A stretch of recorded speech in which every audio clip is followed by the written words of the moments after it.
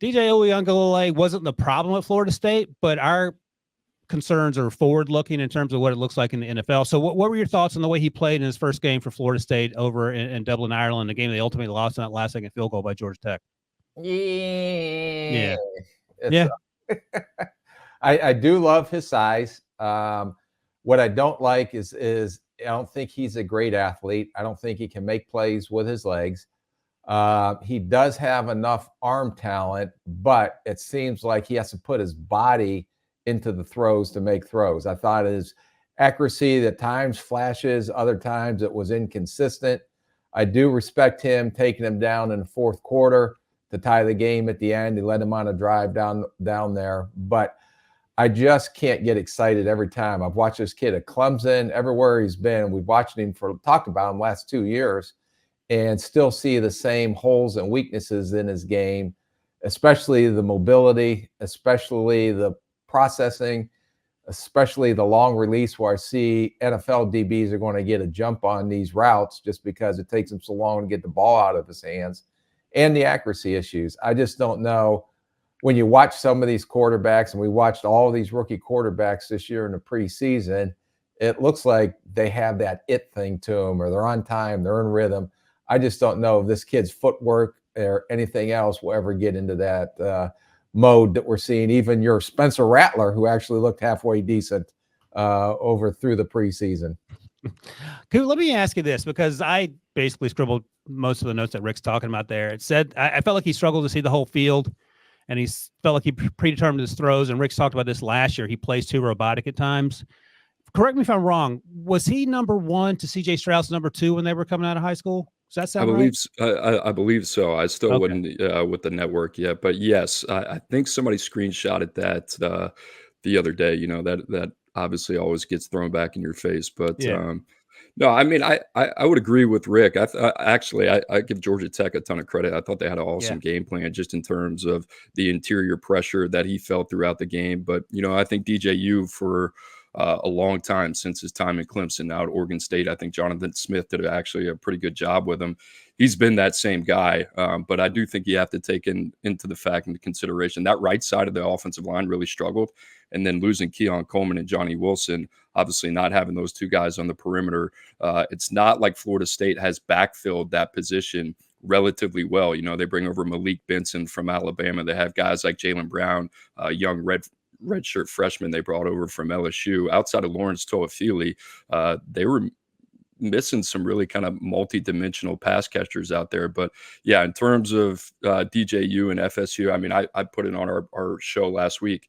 Is he a guy you win with or because of? I think he kind of falls into that win with category. And if you're Florida State going into the offseason, I thought it was pretty interesting. If you're trying to get back to the point where you're 13-0, competing for a college football playoff title, then the environment around him in terms of the protection and the playmakers had to be exactly right. I don't think that's the case. So it only kind of magnifies a lot of the weaknesses that we saw in week 0. You make a good point. And Rick, I'm guessing you would agree, but you can certainly speak for yourself. Guys weren't getting open. When you watch the guys at the top of the route when he's at the top of his drop, and I looked this up, DJ was blitzed 12 times, 41% of his dropbacks. He was 7-10 for 87 yards, only took 1 sack. But only 3 of his 27 attempts were more than 20 air yards down the field. I think part of that was where he was looking, and part of that was he didn't have a ton of time. He can improve, but Rick, right now, he feels like if we're just being asked to be pinned down on this, like a day 3 guy. Yeah, oh, God, yeah. If a day 3 guy, maybe late, because even Joe Milton, where'd he go? 6th round? This guy has nowhere near the physical ability that like a Joe Milton has that we saw out of Tennessee. So I just know, for the guy that has played this much college football, Clemson, Oregon State, now Florida State, it's not the same trajectory we've seen Michael Penix Jr. or the same trajectory we've seen Bo Nix. Those guys continue to elevate their game even when they went on, but I still see the same guy that I saw at Clemson 3 years ago. Do you remember who our comp was from a year ago? I think I told him to move to tight end. Stop it. All right, I'll give you the comp, Coop, and you tell us what you think about it. Because I actually agree with you, and this is going to make Rick angry because he doesn't like it when I agree with him about things and he steals my comps. Felipe Frankish. That was me, wasn't it? It was both of us, but yes, I'll give it to you. Yeah. When have you ever came up with a comp that good? Well, let's see. We'll see. Coop, what do you think of the Felipe Frank area comp? Yeah, I don't know if that's a compliment, right? Felipe Franks ended up moving to tight end, obviously with the Falcons. There you So, go. yeah, there you have it. And look, man, DJU and Coop, you know better than us. It's supposed to be a great dude, and he's saying all the right things. But just in terms of what it looks like for him at the next level, there's some progress that needs to be made. I think is what we're saying. All right. So he's not the reason they lost that game. Let's be clear about that. And credit to Georgia Tech, as Coop noted, because they came ready to play. Let's turn our attention to Preston Stone. And I actually reached out to Amanda Guerra, our colleague, CBS Sports, because she was working sideline that game. Because and Coop, I'll come to you first. I didn't know Preston Stone's backstory just because I wasn't watching him because he wasn't coming out. He broke his fibula in November, I believe. And when I was watching the game live, I was like, why in the world is he coming off each and every series? But Coach Lashley made it clear that was the plan.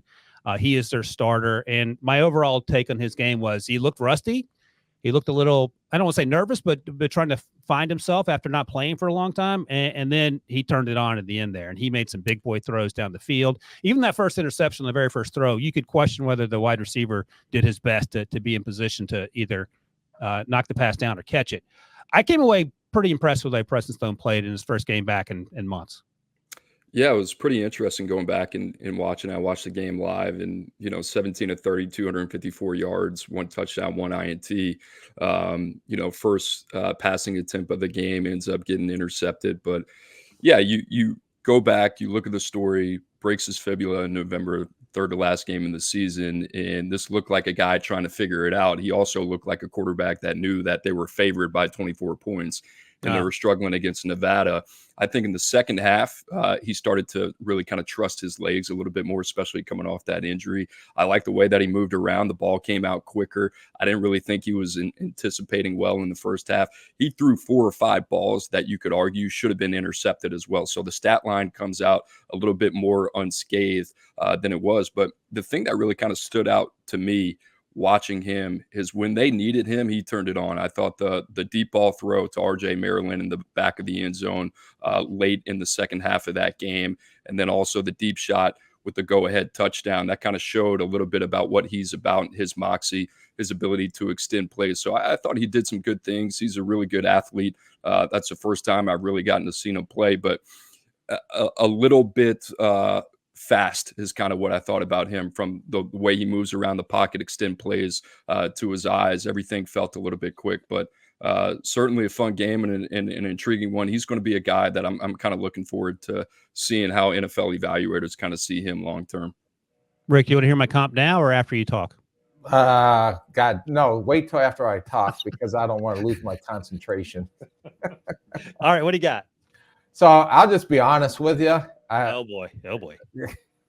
At the first quarter, I'm like, what am I doing with my life right now watching this guy? Because he's absolutely horrendous. Stop it. I don't think he completed a pass in the first quarter.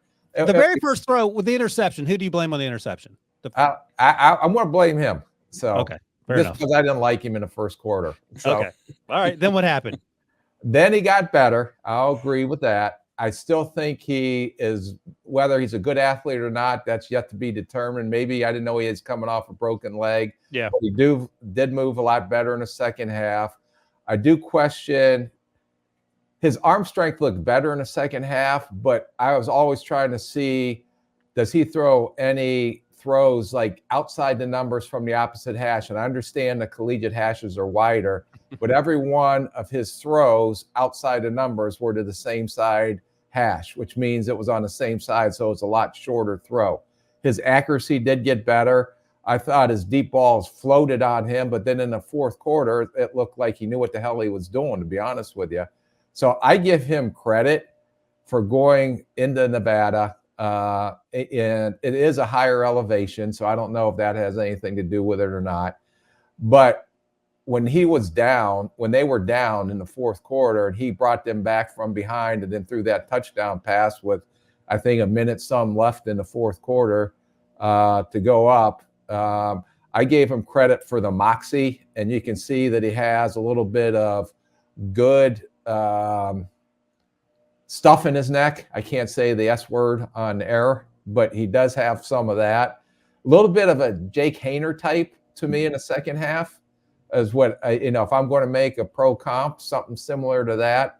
First half, I wouldn't even put him in as a draftable guy the way he played. So maybe but also, you didn't know he had broken his leg either, though, right? No, I didn't know that either. Yeah. So I think it's a kid worth monitoring. I think the best he's a day 3 guy. Depending if he plays like he did in the second half. If he's in the first half, he's just a B-level free agent to me. Yeah, well, hopefully he doesn't break his leg again, so we don't have to worry about that. By the way, you've now stolen Felipe Franks and Jake Haener. God. Come on, please. Coop, grade the Jake Haener comp. What do you think about that? I like it. I had 2 guys in my mind because I figured this would come up in conversation. Haener was one of them, who we had at Washington before he transferred to Fresno State. And then the other one was kind of, there's 2 inches apart here, but a little bit of Stetson Bennett, but not as poised, but just in terms of being able to extend the play. Guy that you have to respect in terms of the legs. Maybe you don't have to game plan around him, but he was active, moving around, extending plays out there. So those 2 kind of came up. I think you guys would both agree that Stetson Bennett has some stuff in his neck. Yeah, very much. He just has to remember that the defense wears the opposite color jersey that the offense wears. Stop it. All right. I'm sorry, Scoop. I'm supposed to be the smart arse on the podcast. Oh, I think you got that. I'm picking that up.